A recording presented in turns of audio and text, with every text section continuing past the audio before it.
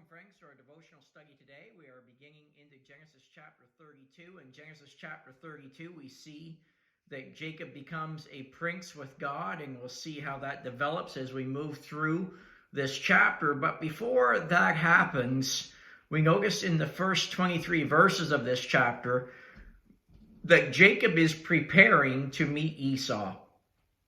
And he's not just simply preparing to meet Esau, he is fearfully preparing to meet Esau. We're going to see in these verses that the thought of meeting with Esau caused Jacob much anxiety, for he feared Esau because of the murderous threat of Esau after the beguiling of Isaac by Jacob. If you remember correctly, Jacob deceived his father into getting the blessing. And Esau said, "The days of mourning for my father are here." And you can see that in the earlier chapters of Genesis.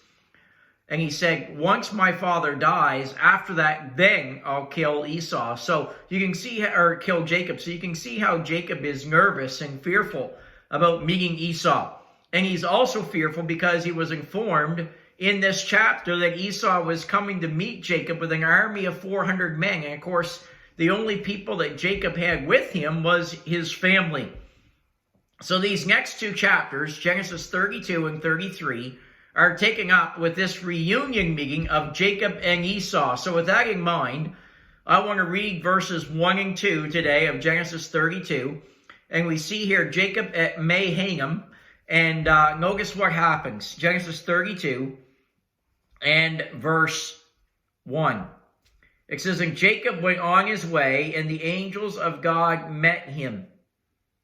And when Jacob saw them, he said, 'This is God's host.'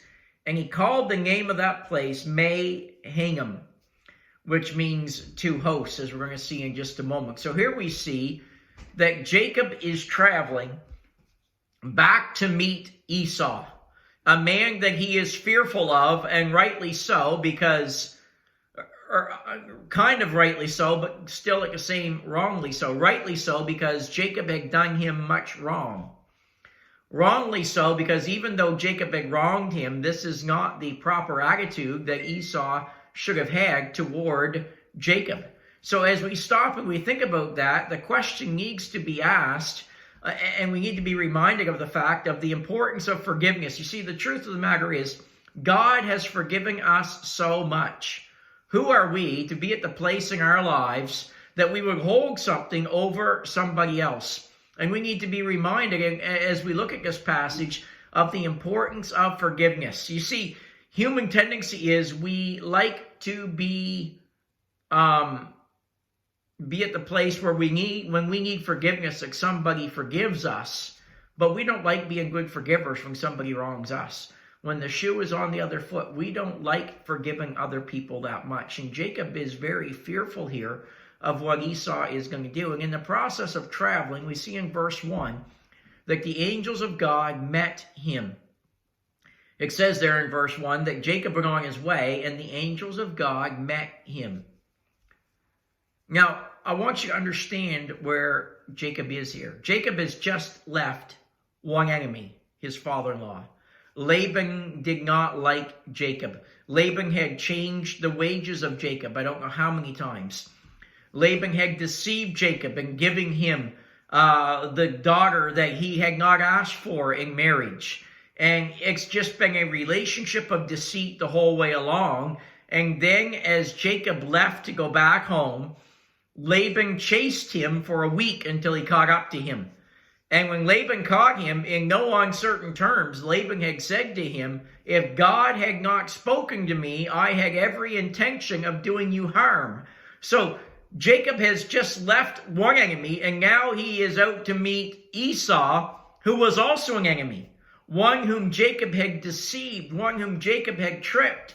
And how wonderful it is here that in these verses, God now sent the angels to reassure him at the borders of Canaan that God was going with him and that all was going to be okay. Jacob is about to learn very shortly that Esau was coming to meet him with 400 men. We're going to see that in verse 6. And this news about Esau would be very disconcerting to Jacob. Jacob is wondering, why in the world is he coming with that many people? He's coming to destroy us. And you can see by the response that he does that that is what Jacob is convinced of, that Esau is coming to kill them. And before Jacob gets this news, he first was giving a visible manifestation of heavenly warriors to encourage him that God was watching over him. God had told him in the past that he would watch over him and that he would take care of him. And God is now reaffirming these promises to Jacob at a time when Jacob needs to hear this. And the timeliness of the manifestation here illustrates how often God prepares us for trials even before the trials come. And we may not understand that at the time, but then we're able to look back and we're able to see how God prepared us for the trial that was coming our way. He provides us ahead of time with the encouragement or the endowment that is necessary to help see us through the coming trial. It says here in verse 1 that the angels of God met him. The man who received this manifestation was Jacob, the one who was on the path of obedience. Keep in mind, God had told him, Jacob, I want you to go back to your brother. I want you to go back to Bethel. So Jacob is obeying God. He's doing what God has called him to do. He's on the path of obedience, but we need to understand that the path of obedience is not always an easy path. Sometimes it will bring difficulties our way, but those who receive timely and appropriate help from God are those who are obeying the Lord. When we let God guide our way, He will also guard our way. And it's important for us to know that the path of obedience is not without burdens. There will be Labans, there will be Esau's along the way, but neither is the path of obedience without blessings. And we see that by the manifestation of these heavenly warriors here in this passage. And how wonderful it is that God has now sent the angels to reassure him at the borders of Canaan that God is with him and that all is going to be okay. And God's host meets him at Mahanaim, as we see in verse 2.